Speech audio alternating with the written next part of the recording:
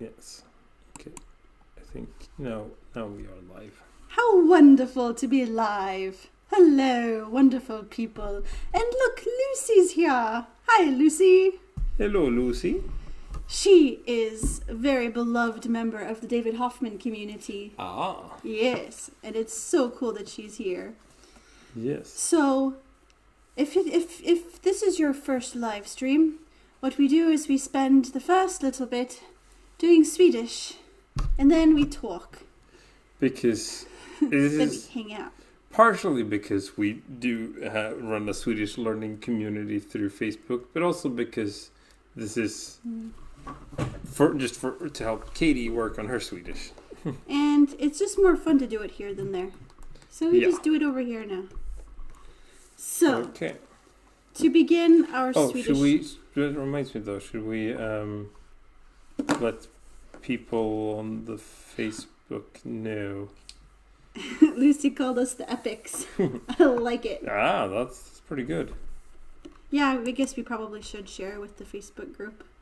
Should have done that. Life is different when the summer turns warm. When the weather turns warm, it's like so many of my habits have just gone like poof. Where did they go? Yes. So this is the board that we use. This is the second board. We used the first board to the point of breaking. This is the second learning Swedish board. I don't know where Would you like me to type? So yes. We are live on the YouTubes. Come and learn Swedish and hang out with us. No, okay, that's good enough. I was going to say we are the epics, but then they wouldn't know what that meant. Yeah. Okay. Should I change the channel name to the epics? No. Oh, ja, ich bin here. Right.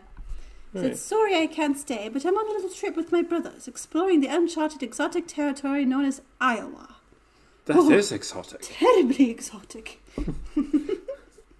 I mean, to me it would to be. You, I've yeah. never been there. Yeah. Have you been to Iowa? I must have been.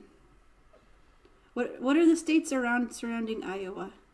Like it's always like every time I see it, I was like, "Have I been there?" I was like, "No, I've been to Idaho, not Iowa." Thank you. Like poor Iowa, like Iowa, Ohio. People mix them all up. The guy I was working for kept saying that I was from Ohio. Ohio. Yeah, I've been here. Hopes the live stream goes well. Thank you. So, we're going to read selected portions, our favorite bits, of Jag vill bli större, which means I want to be bigger. Yes. That's me. I want to be bigger too. I'm not as on big. On YouTube? No, physically. Okay, so, I want to talk about the different words like sukada, vrolada. Oh yeah, right, yeah, we can do fnissada. that. Yes, so those are great. Åh nej, skrik den lilla prinsessan. Should we write skrik? Yes. I feel like we've written that one before, but oh well. And the present tense is skrika. Oh yeah. So this is to yell. Yell or shout. Skrik. Yes. Skrika. Do you think there's a connection between the word for shout and the word Shrek? I know Shrek is Yiddish for fear, but I wonder how connected Yiddish is to Swedish. I don't know because we also have the word skräck in Swedish. But I don't know if there is any sort of relation between them. All right. But should we just do the speech markers? Like, is this the ones we want to focus on? Sure. So then we also have, there says, jag är för kort, suckade hon. She says, I am too short, she sighs. Yeah, she sighed, yeah. Suckade. And then present, or the infinitive of that is att sucka. Sucka. And just the word suk is, that's a word, isn't it? Yes. That means sigh? Yes. So that's kind of funny. It's not suck. It's suk, and it means sigh. I will forever remember the time someone visited my school to talk about their experience as an exchange student in the U.S.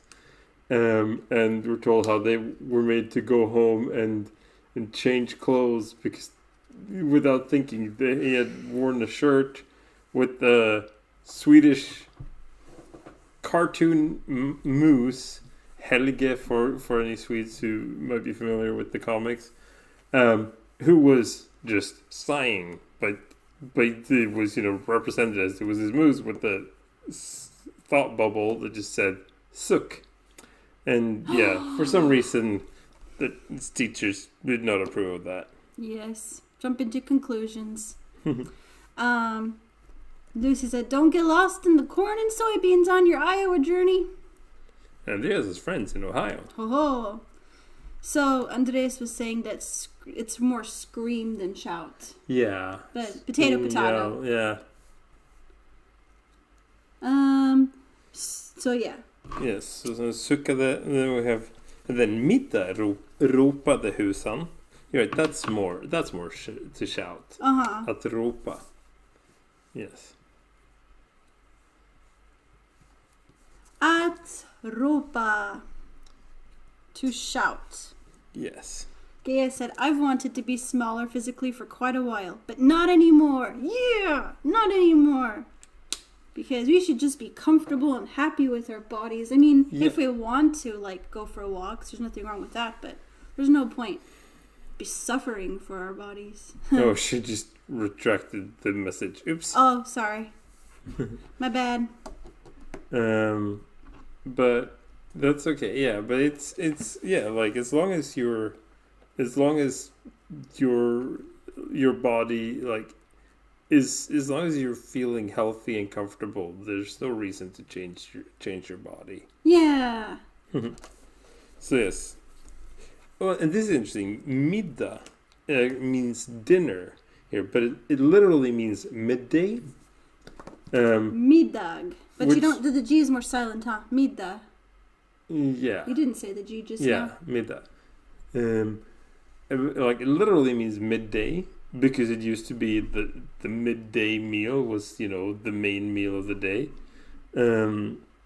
But nowadays but then it's shifted to where most people eat their main meal in the evenings because you work all day. Like in the farming society, it was in the middle of the day that you had time to sit down and eat because it was too warm to be out to work and the cows needed milking in the morning and evening.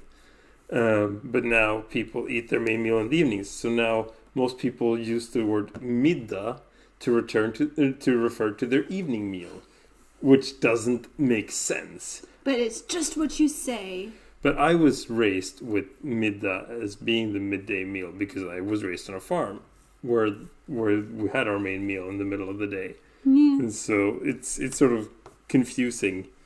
It of course gets really quite confusing if someone invites someone else for middag or supper or dinner, but then you might arrive at the completely wrong time if you don't clarify. Andreas said, "I would rather say supper, but that is British English." I thought British English, well, it's probably different parts of Great Britain, but there's tea time. Tea time is lunch or dinner? Well, tea is usually, I think, if you're having a lighter meal in the evening. If you've had your main meal in the middle of the day, then you have tea in the evening. I think that's how it works. But it's also but also, if you had a proper English breakfast, then you wouldn't need a big lunch. Yeah. Because they're big. Oh, good. Geo didn't even know. So good thing you did that explanation. Yay. All right. Flinade is a word I wanted to talk about. Mums flinade prinsessan. What does flinade mean? Att flina is to smile, but it's I don't want to say smirk either. Help us, Andreas.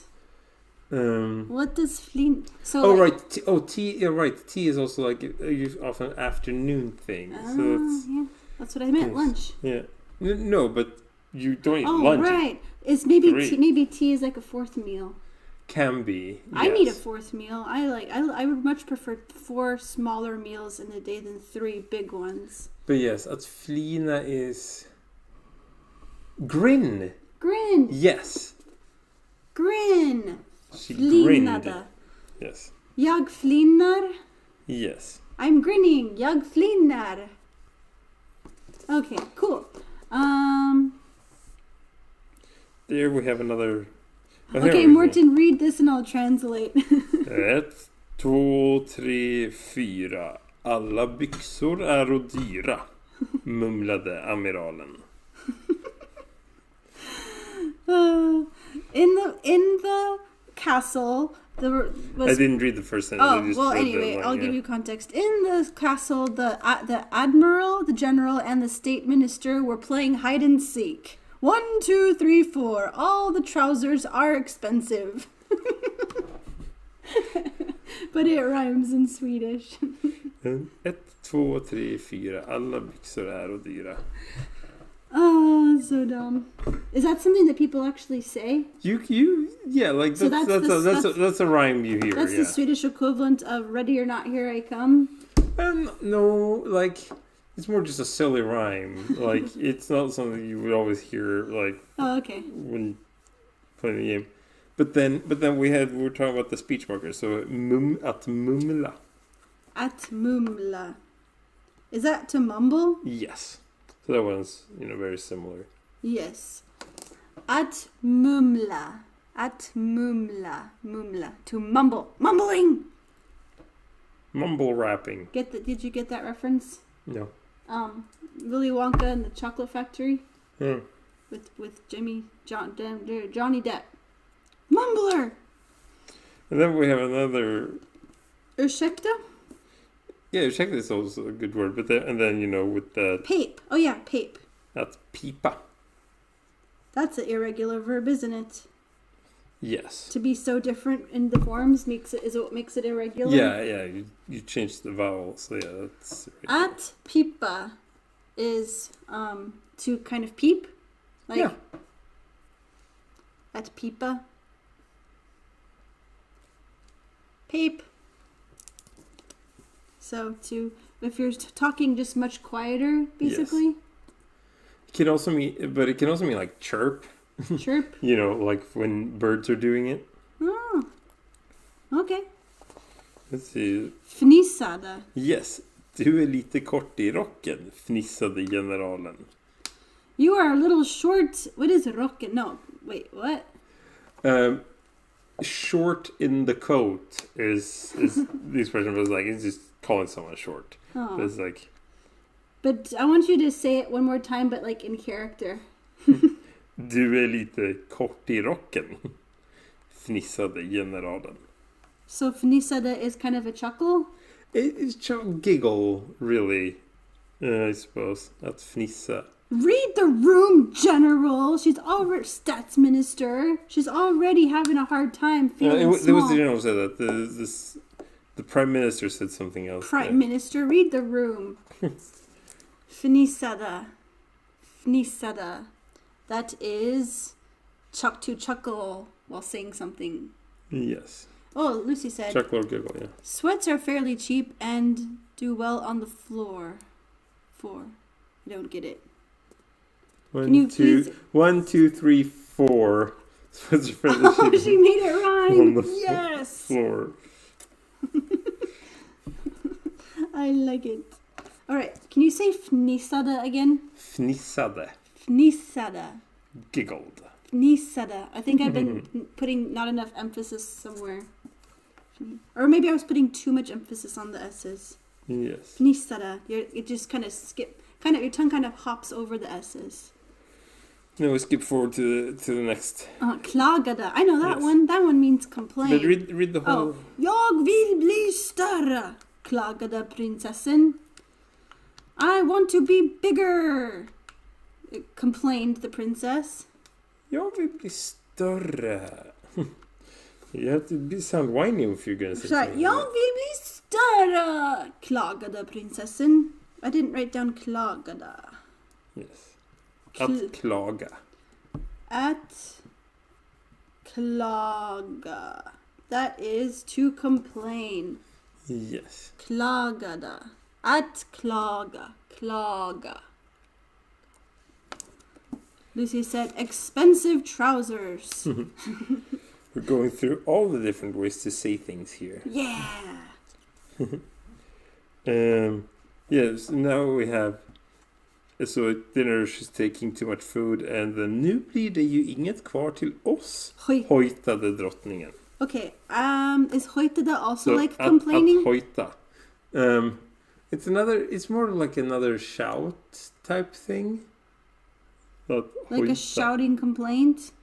Yeah, sort of. It doesn't have to be a complaint. Oh? You can hojta. Is it like an observation? It's a J. I keep losing my place every time I try to write it. It's a little bit annoying. No, if you have the at, there's no D at the end. Oh. Att Okay. hojta. Okay. I think expensive trousers could be like a good name for a rock band. Yes. Okay. At hojta is, what does it mean? It is really just like, it's just another word to shout. We have a lot of ways to shout in But Swedish. Swedes don't shout. You don't want to offend anyone. So why do you have so many words for it? Well, we need so many words for it because we need to know exactly how offended we are when someone shouts at us. So what's the level of offense for it to be to say at hojta? Att hojta is fairly inoffensive. Okay. Because she uses it to a small child. Yeah. So it's the level of offense you'd give to a child for misbehaving. It's more like often like surprise that's coming up, but it's also like often it's like if you spot someone you know like on the other side of the street and trying to get their attention, then you might use hojta. But you really don't use it a lot. Okay. It's not a very common Then word. let's move on. Yes. Stönade. I have no idea what that means. Jag åt för mycket, stönade hon. Like exclaimed, kinda? Jag åt för mycket. Like something to say something dramatically? No, it's more like it's more like groaned. Oh. Jag åt för mycket. I ate too much. At stöna? Yes. Yeah, and there's agrees with me that hojta is like to shout from a distance, usually.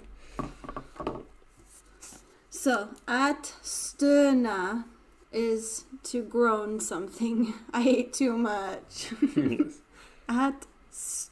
Can you say that again? Att stöna. At stöna. How's that? Yeah, that's pretty good. At stöna. Stöna. Stönada is past tense. All right. Let's do a few more. Yeah, there's still a few more ways to say things in this book. Mutrada. We didn't already do mutrada? No. Till och med blomman är högre än jag, muttrade prinsessan. I don't understand the till och med blomman. Even the flower is taller than I am. But the till och med it means even like it's up to and including, or like so like is the literal meaning of that. Till och med is up to and including, but it's like even this. Till och med.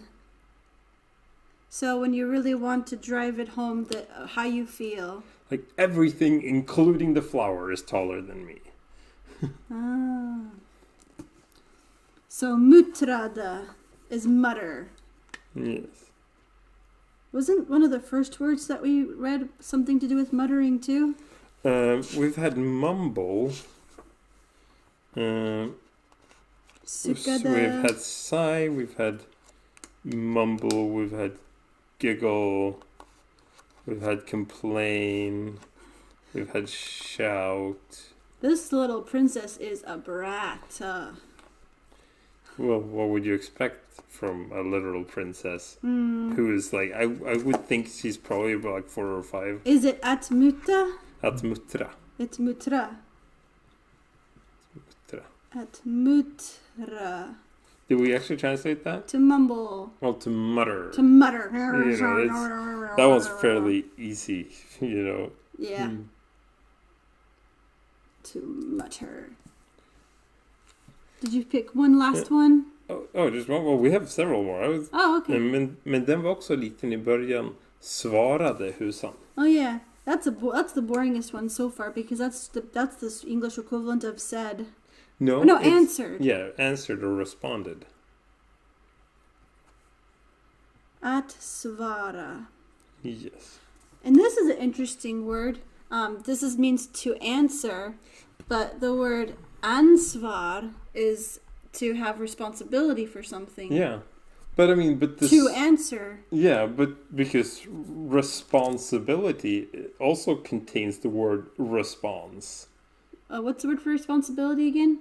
This ansvar. Oh, yeah. You said. I thought you were talking about a different word. Yeah, no, but like, so both in Swedish and English, it is because you're the one who has to answer for it. Mm-hmm. Responsibility. Yes. Your ability to respond. Oh. So, att svara, to respond, ansvar, responsibility. With great power comes great responsibility. I thought I missed something, but I didn't. No. And then, we haven't said this yet. Skrattade! Det gör jag inte. Skrattade husan. We already had fnissade.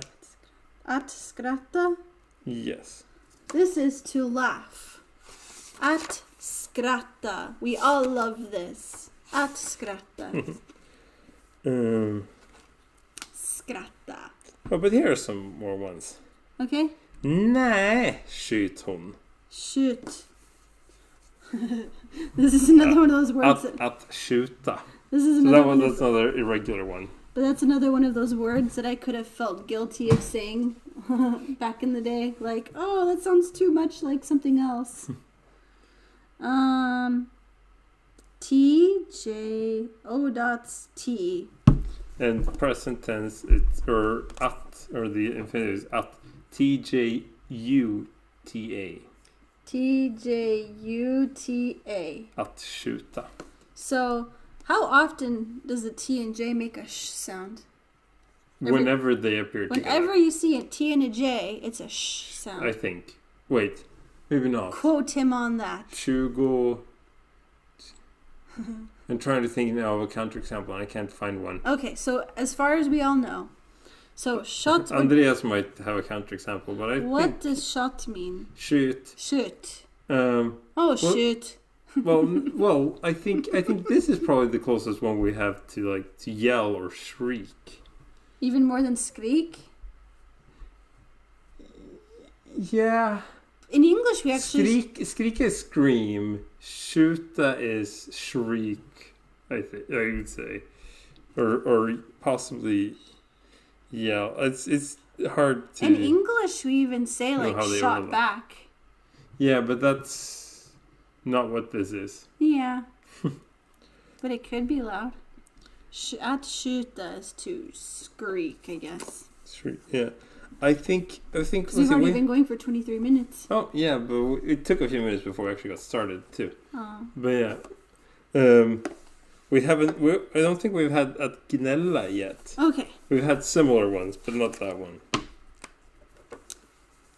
At, how do you spell this? Gnälla, GNA.LLDE. Well, that's the past tense. So it's just an A when it's att gnälla.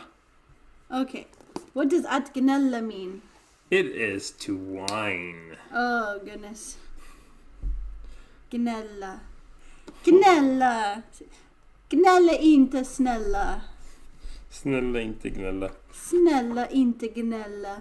That means please don't whine. I like how you said that, so whiny. Well, I've had a lot of practice whining, and almost next month I'm turning 35.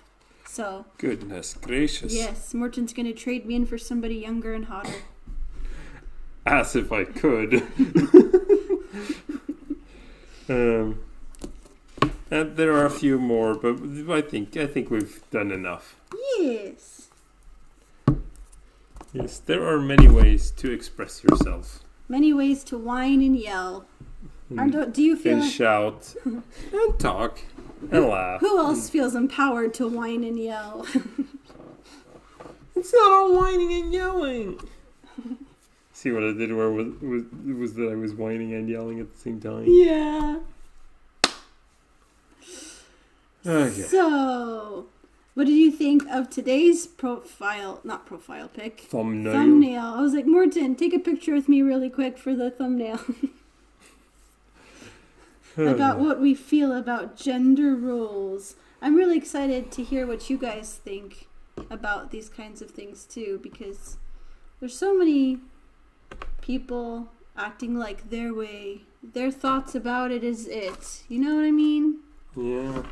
Like, that don't take any, what's the word I'm looking for? Gender is A spectrum? a spectrum. And how, like, neither of us feel like we really care about so many things that we're supposed to care about. Yeah. And we're empowered in that. Yeah. It's especially like like in my studies right now, we're talking about like critical literacy and like stereotypes and where these like all sorts of stereotypes, like where they come from and how they are being reinforced by, like, we had a seminar this morning where we were like discussing like images of, stereotypical images that keep appearing of all different kinds, both like racial and gender stereotypes and such. Like what kind of images? It was like they found there's this really interesting website, like a Swedish website. There's a data bank of just like they collect harmful stereotypical images and then describe what about them is harmful and such. And we were asked, like, our task for the seminar was to like just pick a page on that website and sort of like talk about it. Yeah, and so like the page that I got caught on was looking at like the portrayal of Asians as a faceless mass of people. Oh. Yeah, and like because that happens a lot, like that, because the whole idea of there are a lot of Chinese people, and so you show Chinese people as just being this, like, just being this large group with no individual traits. Ooh, that's icky. Yeah, and it's a simple shorthand, but it's been used too much, and it's like sort of erases the idea of Asians having identity. It's like, That reminds me of something else. Like, I used to say this thing because I grew up saying it and everybody said it and it was so normal, but I had no idea where it came from. The phrase "long time no see." Oh yeah. That is a caricature of how Chinese people talk.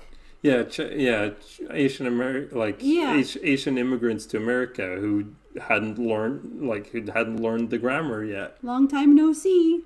So like now I'm not going to say that. If I catch myself saying it or wanting to say, I'm going to just replace it with something else because I don't want to say anything that's offensive like that. Yeah, and it's like it's stunning how much, like how many of these little like harmful ideas that just get stuck in our minds because without us even realizing it. And they're saying like a really problematic stereotype is all autistic people being Rain Man. Yeah. Like that all autistic people are off in their own little world. Yeah. And nonverbal. Like, no, it's a spectrum. Yeah, but also like the whole thing of like, that you all have a super special skill that that either you like that you have some sort of amazing talent, like that's like an amazing talent. You don't need to have an amazing talent to be validated with an autism diagnosis or whatever. Yeah.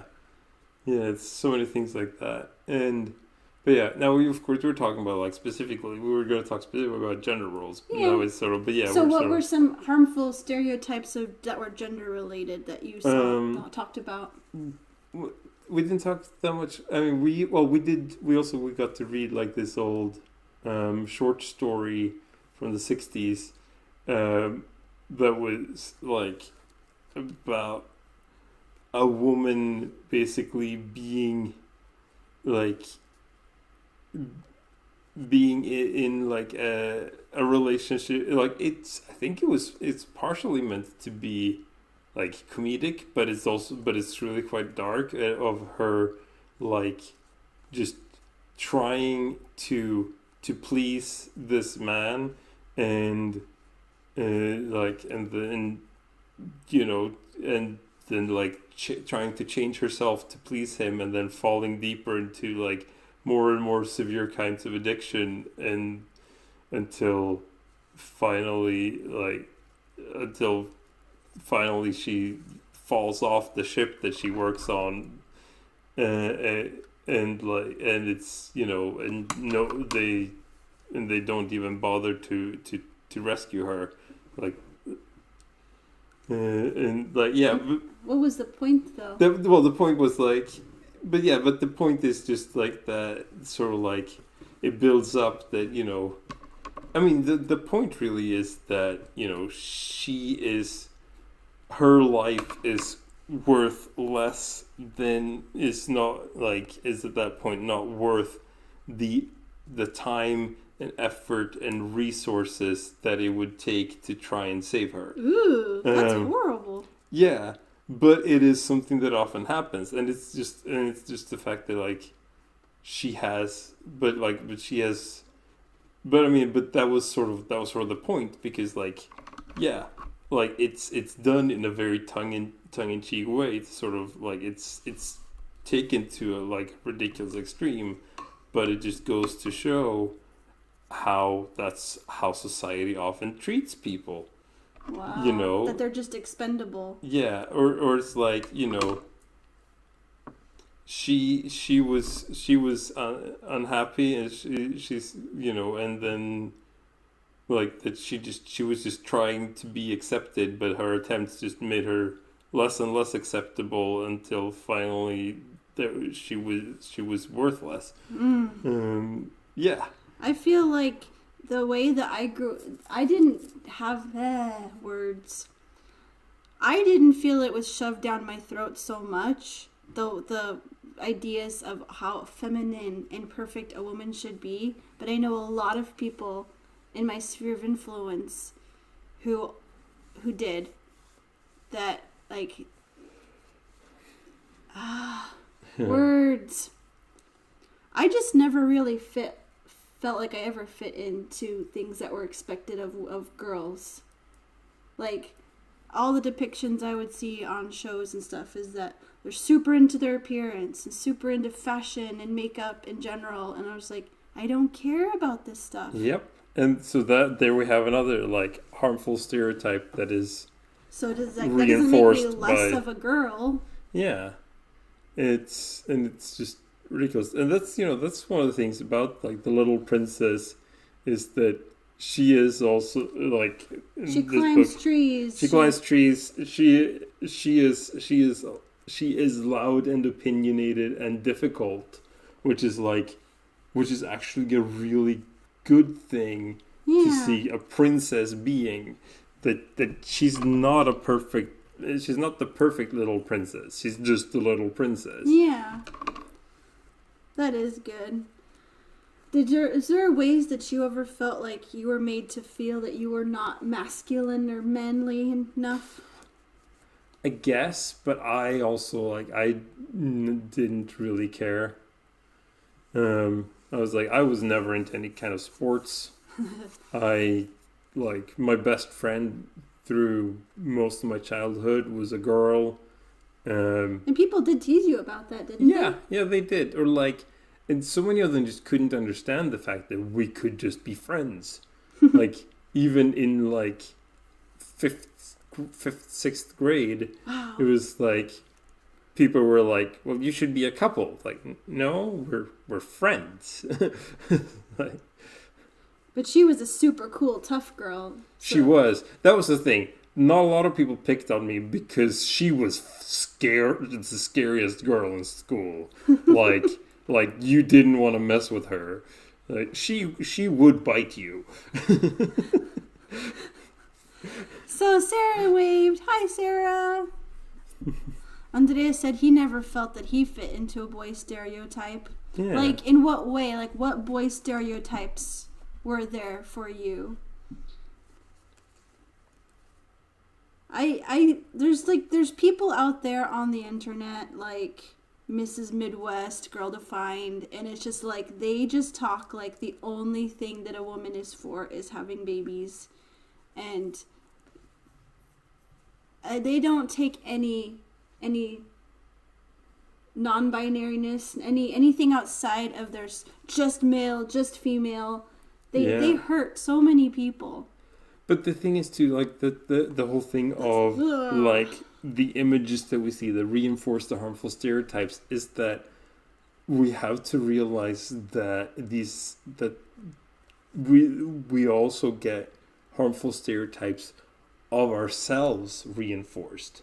Like they have been taught their entire lives that is their only value. Yeah. And so if that stops being true, they have no identity. Because the only identity they've ever been taught to have, they've ever learned to have, is the stereotypical one. Yeah. And it's these stereotypes and these harmful, toxic theology that has like led to so many terrible things happening, and so many men never ever, or not only men can be abusive, but women can be abusive too, of course. But like the Duggars, good grief, he was always told his entire life, men can't have any power over their minds. They're completely at the mercy of their hormones. Yep. And they just enable it, and I hate it.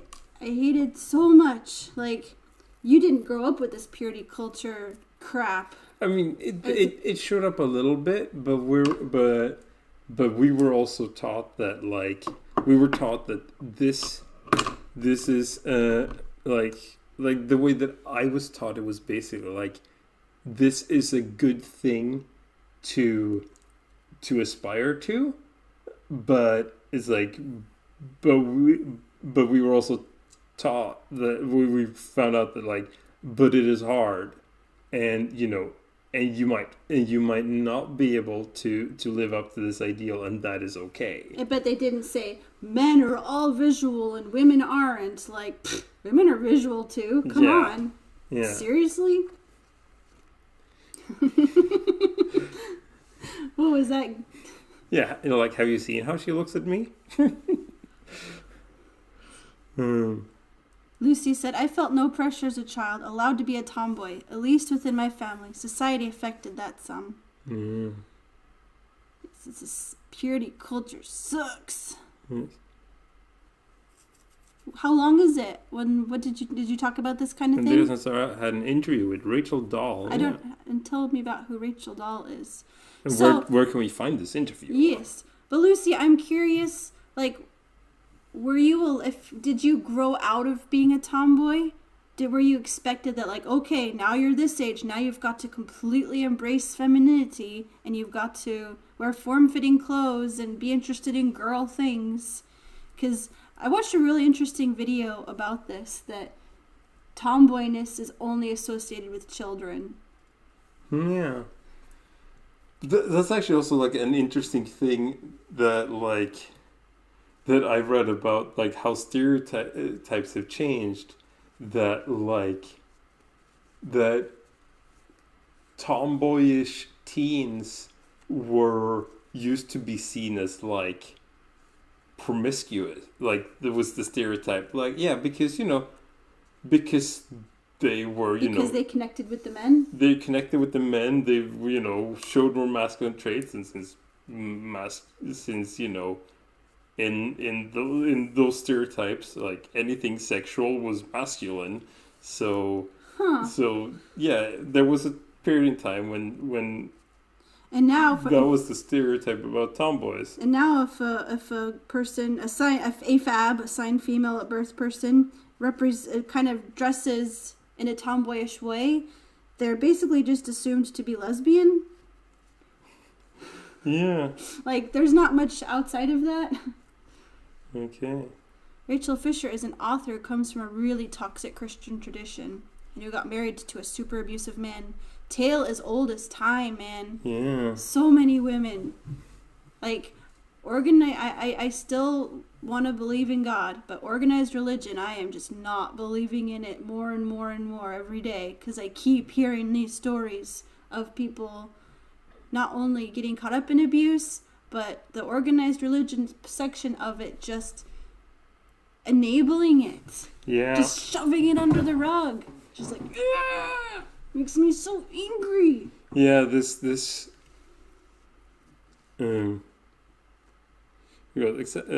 campfire leader sent his girls to charm school. I quit. Good on you. Yeah, Lucy. I knew I liked you. But yeah, the whole thing, like this thing that I heard, I think it was Charm probably Pastor school. Jeff I heard it from, who talked about, like, because he likes talking about empire, and that basically what the Roman Empire did was that when they realized that they could not control the Christians, they offered the Christians control of the empire, and got the same end result. Yep. Because any religion that's about power seeking is just no religion at all. Yeah. No religion worth spending time in. Should be about the people who feel the most left out. Yeah. Reaching out to them. And, like, I was watching this video about Mrs. Midwest. Oh, she's insufferable. Just makes you just go, ugh! Just like, I want to be the complete opposite of her. Yeah. I think I need some more tattoos. Not necessarily. I think I need, like, a neck tattoo. No, don't do that. No. That's just yeah. Don't get a neck tattoo. Like that just reminds me of, like, I used to watch this show Miami Ink back in the day, and there was and they had the apprentice at the tattoo shop, and he said he wanted to get a neck tattoo, and the boss was like, don't get a neck tattoo. And he was like, but you have a neck tattoo. Exactly. And I'm telling you, don't do it. Take my freaking word for it. It's the only one of my tattoos that I in any way regret. Don't do it. But anyway. Oh, yeah. Huh. Lucy worked as a token woman in construction for 25 years. Okay, yeah, so she certainly never grew out of her tomboyishness. Yeah. Still looking in your jeans, yeah. Andreas said, yeah, like, even being a Baptist is an enormous spiritual freedom. Yeah, well, yeah, the Swedish Baptists have, like, because the Baptists in America are often very hyper conservative and are reinforcing almost, depending on the Baptist. Like, there are there's like so many, several different Baptist who can keep track of groups. them all. Yeah, but yeah, the most important thing for the early Swedish Baptists was the right to read the Bible yourself. Yeah. Yeah, and I mean, now with ecumenia, like different churches joining together, but yeah, that was like, but yeah, all the Swedish free churches are more prone to being progressive than the American churches in general. Like, of course, there are clear exceptions to that rule. I just can't imagine how unhappy I would be if I was forced to perform femininity every day. Yeah. If I felt such societal pressure, or even like pressure from you to that I had to wear makeup, talk gently, be a Disney princess. Yeah. Like, Yeah, and I'm like, no. Like, I don't want that because like I don't want to be a stereotypical man. Either, like Yeah. It's like, what does it mean to be a man? Like, what does it mean? What do you, I want to hear what you guys think. What does it mean to be a man? What does it mean to be a woman?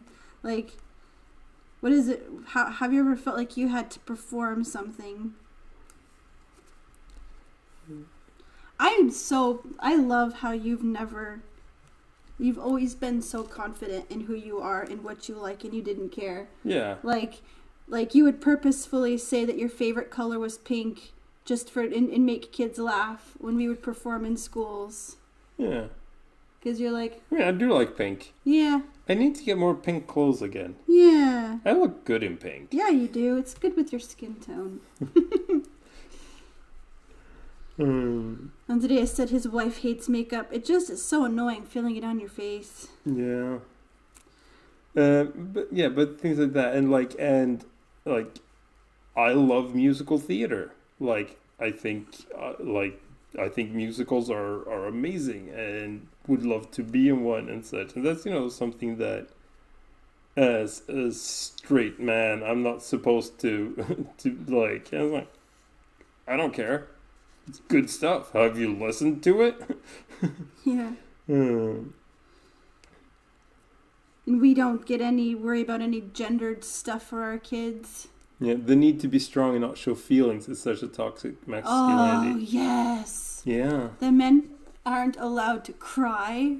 What kind of stupid crap is that? I very rarely cry anyway, but that's... But it's not because you try not to or don't feel like you can. Yeah, it's just that's just not something that I am wired to do much. Who knows? It might very well be that I have internalized that stereotype deep enough that it's just part of my personality now. That's hard to say. It is hard to say.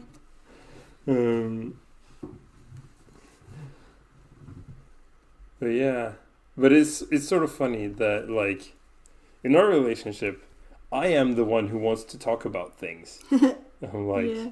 Oh, let's talk this through. I want to know what you're feeling. And I'm like, no, never mind. You just do what you want to do. I had a thought and I lost it. Dang it. Oh, yes. The purity culture that I was around was basically like women's bodies are bad because men can't control themselves. And if you wear something that causes them to stumble in their thoughts, you're bad. So I remember just wanting to only wear big t-shirts, and if my bra strap was showing, I would put on another shirt on top of that so that no strap would show. Sometimes I would just have layers of clothes. Yeah, it's sort of funny that I was really uncomfortable with anything padded bras. I was like, no, nothing to draw attention. Which is so absurd. It's a culture that says you have to be feminine, but you're not allowed to show it. It's what? I just could not relate. In TV shows, when girls would stuff their shirts and their bras, I couldn't relate. Why would you want anybody to look at you? Yeah, there is toxic femininity as well. One of the most toxic femininity things that I've ever been exposed to was how I knew women who would look at another beautiful woman and say, who was skinny or attractive in general, and be like, I hate you. You're so pretty, I hate you. Yep. What? The old, and this is, again, an old joke, which I now recognize as offensive, but I think it's not so offensive that I don't dare say it, but I want to say this is, of course not true, but the stupid old joke of if the world ended and the only survivors were 3 teenage girls, 2 of them would sneak off and start talking about the third one. Yeah, I think men are probably just as prone to gossip. Not in the same way. I wouldn't say. Um, men, but again, like in the stereotype. There, I would really love. I read something. I don't know where I read stuff. I read stuff in a lot of different places. But I read about a woman who is a perfectly gorgeous, normal-looking lady. But when she was 20 years old, she went to the doctor for something, figure something out. Turns out she's genetically male, XY chromosome, no uterus. Oh. She has like inner testicles that never dropped. Like they're tucked up inside her body. But like she feels completely female. Her mind, her heart and soul is female, but she's biologically male. It's like this is an intersex situation. Like and it's not so uncommon. She didn't know till she was 20. Yeah. Like the thing I read or watched was that if you've there intersex people are as common as redheads. So it's like how much of all this stuff is societal, the society, like, so yeah, just because she found that out doesn't mean she was suddenly going to start living as a man.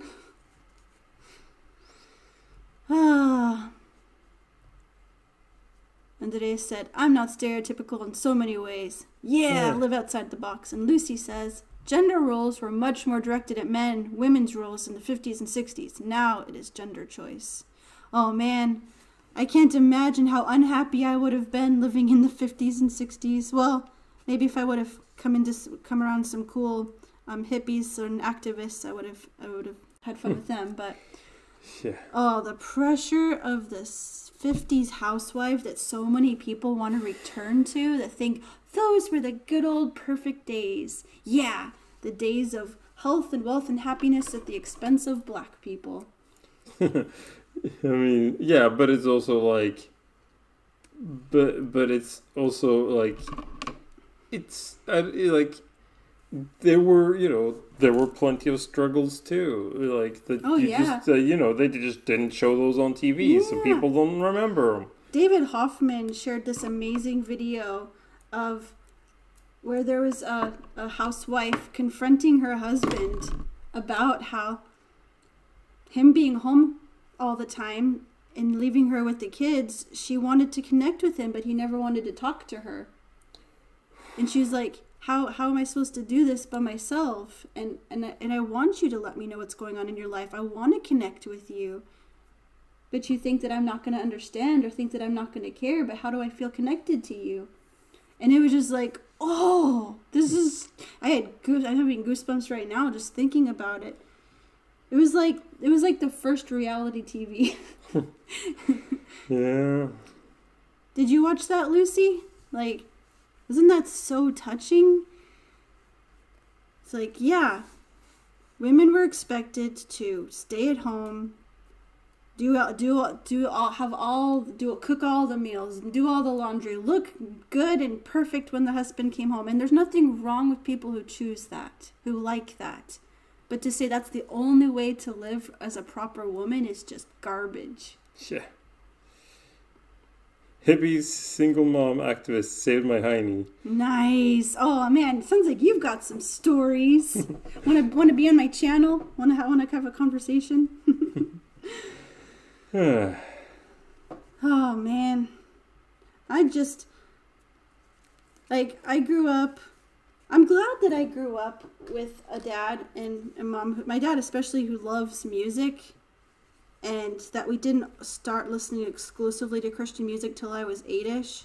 And it wasn't like people were like, oh, drums and guitars are the devil. But I'm so interested to learn about how rock music affected change. Yeah, like how music keeps changing things and understanding music. Like, I am really, it gets a bit heavy on the theory stuff sometimes, but I think you should still watch some of Adam Neely's videos, because he talks a lot about, like, I mean, he's mostly from a jazz perspective, but it's like, but he talks a lot about, like, music culture and just Ooh. the idea of the stereotypes that exist within the music, like especially music academia, like where he talks about how like every time every time you see someone talking about music theory, like a news headline or whatever, it's like just replace that phrase with what was it? The harmonic preferences of 18th century white men, like because that's or 19th century white men or whatever. It's like because that's really what music theory is that all like pretty much all the music theory that you learn in European and American universities, and now unfortunately also in other parts of the world, is the theory of European 18th and 19th century music. Boy. Which is, you know... Wait, why did we start talking about music? You started talking about like wanting to know like how music has affected societal change. Yeah. Berkeley and the real books. It talks all about that, like the fact that the jazz music used to be, you know, you just listened to other people play and you learned, you learned by ear, and then the Berkeley University's group of students like sat down and listened to a bunch of recordings and just actually made notations on it, and the real books. Yeah, the real book, which is funny, like that it like which is like now the definitive book of jazz standards. So it used to be that you had to listen to the recordings and learn everything, but now you can buy the book and have it, and so like and it's changed things that it isn't same, and it's become a lot wider because of it. It just is. There's this word gatekeeping. That a person takes it upon themselves to say, this is what it means to be female, this is what this kind of music is supposed to sound like, and this is the way, blah, blah, blah, blah, blah. And it's like, no, I don't want to. Like, wasn't the whole point of jazz that it was supposed to be freestyle? Yeah. Just whatever comes out of your heart.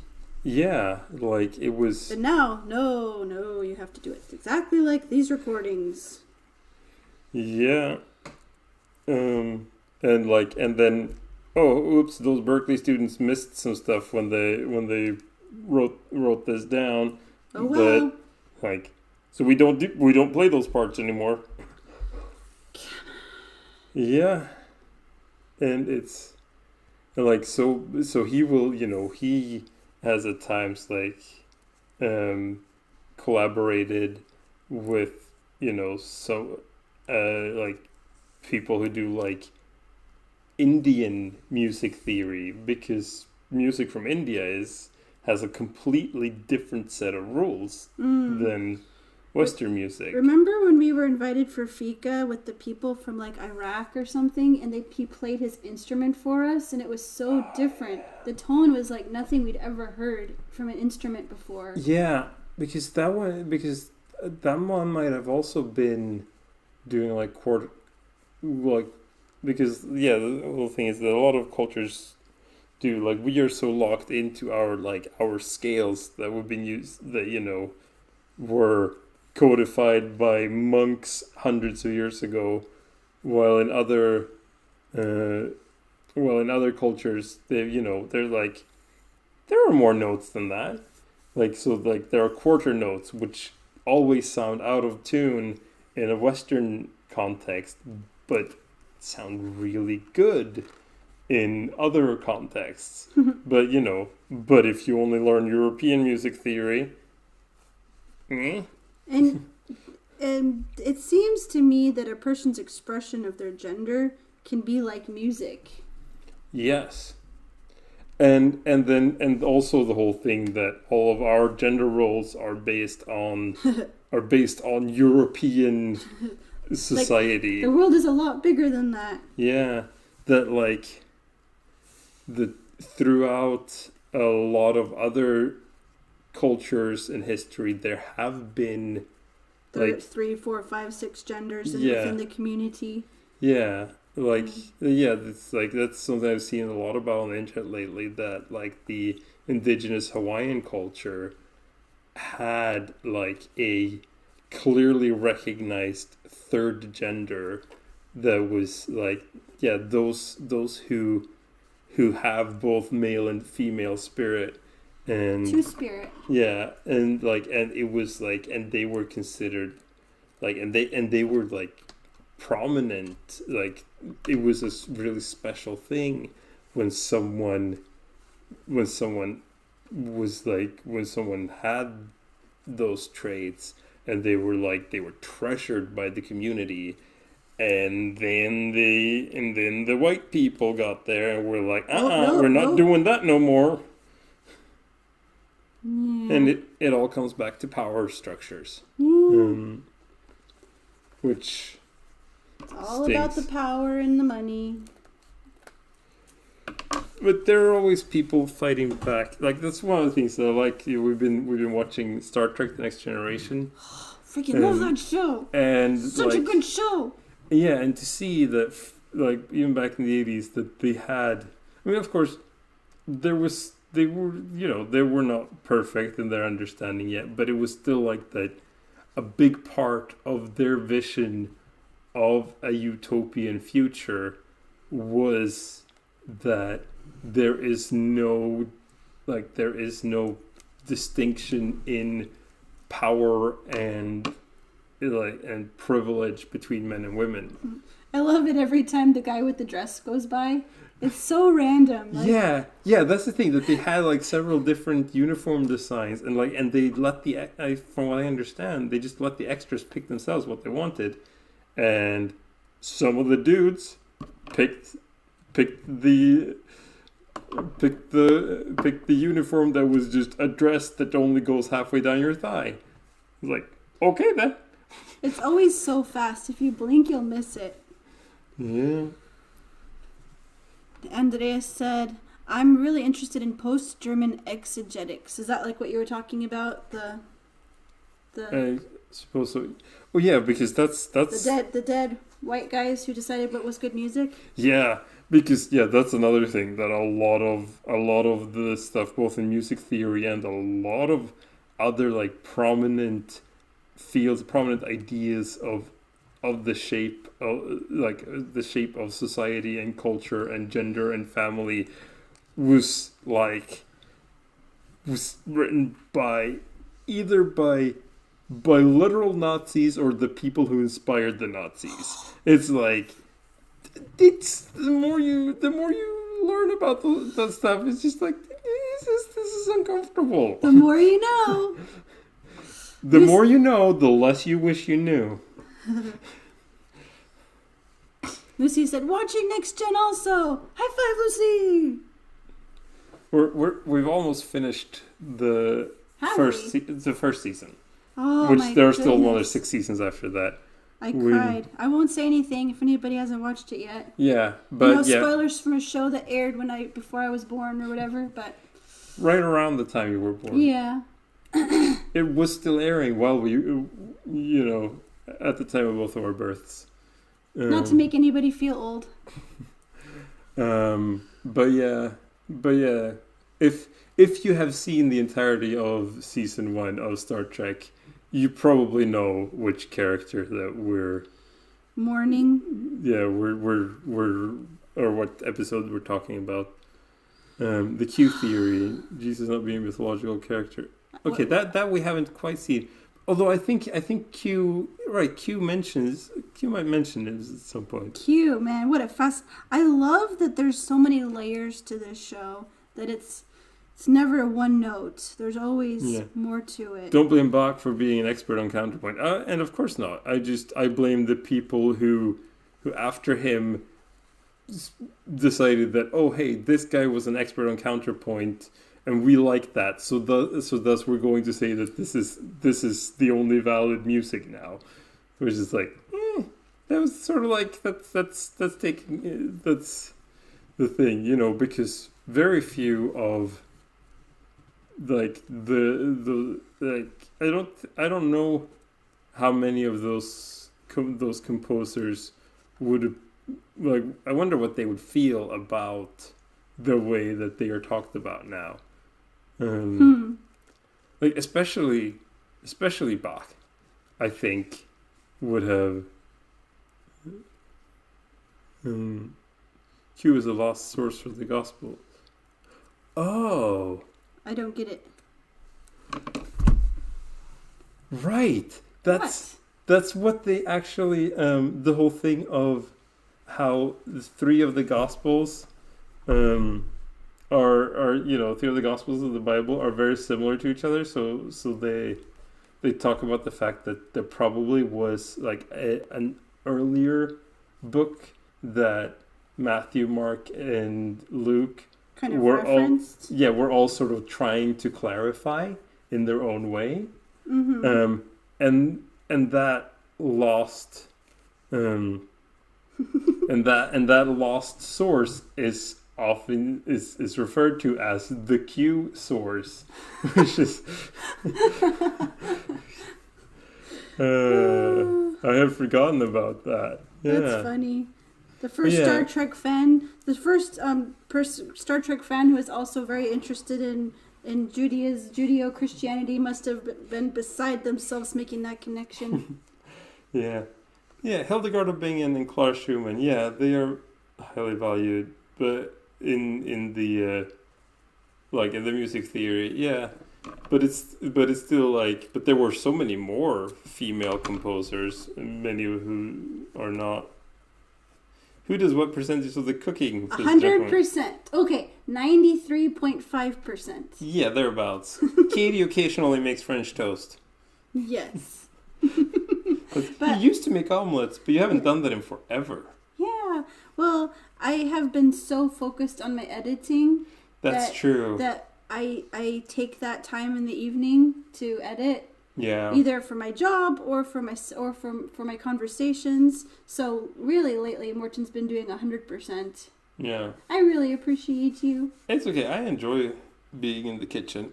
Yeah. Going back to now we're back to gender roles. Yeah. Woohoo.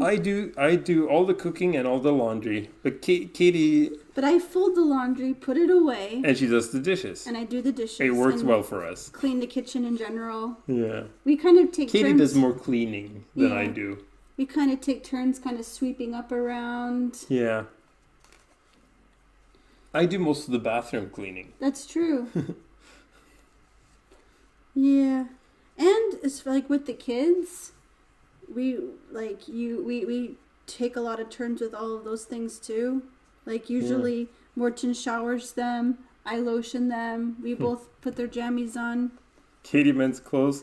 I'm actually not mending. I mean, I have mended clothes before in my life, but right now I'm making a pencil bag. And look at this bag that I made recently. Can you see it? Is it how's the quality? Andreas did a cooking show at some point. Cool stuff. Fun. But yeah,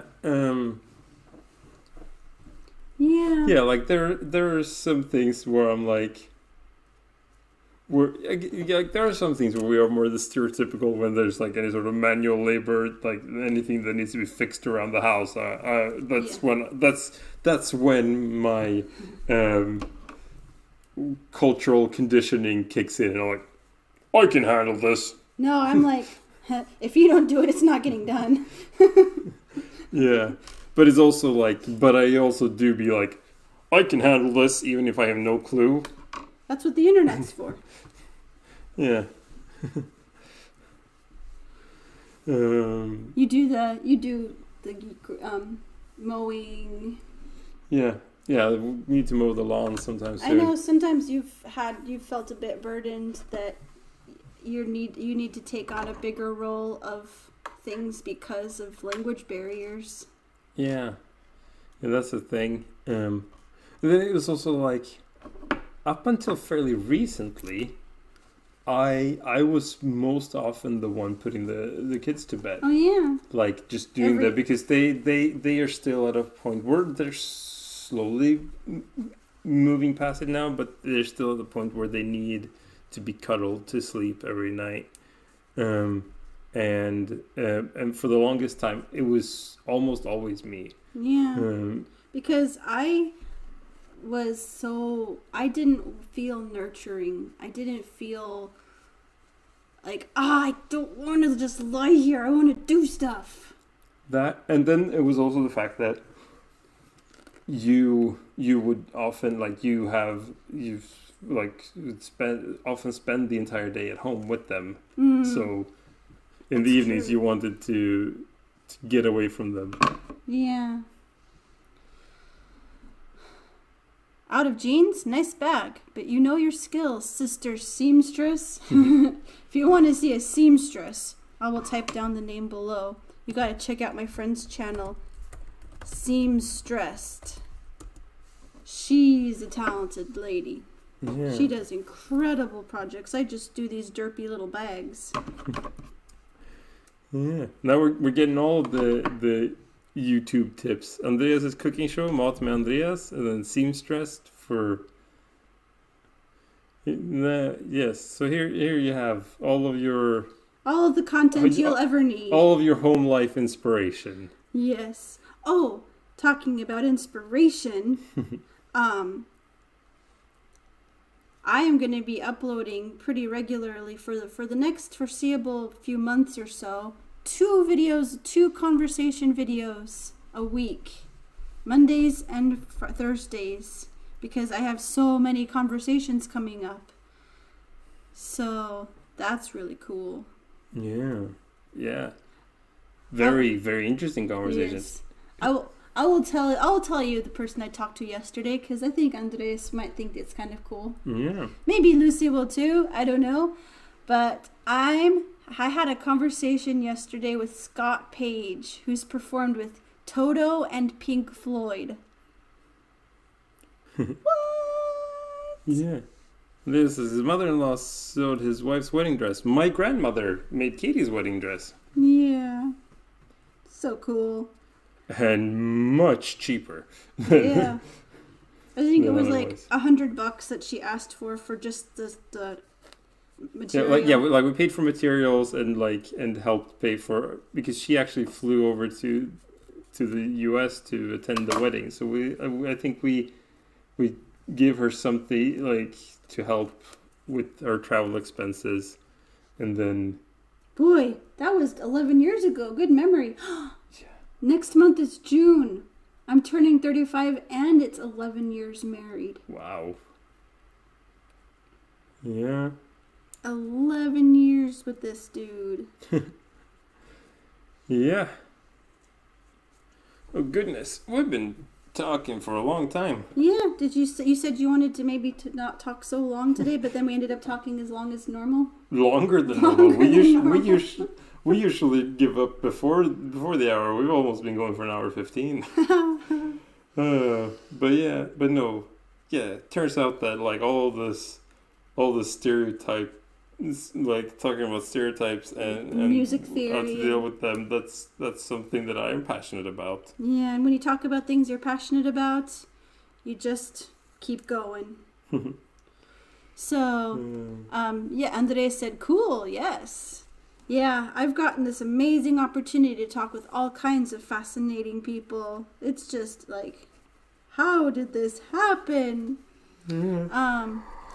Lucy said, yes, I started your seamstress. Oh, cool. And the musician. Andreas has been married for 6 months. Time flies. It certainly does. So, Lucy, you're also a seamstress then. You've clothed several weddings. That's cool. Yeah. I would not call myself a seamstress, just making silly little bags, but I enjoy... I mean, you are sewing. Yeah, but seamstresses can, make clothes. Yeah, I suppose. I don't make clothes.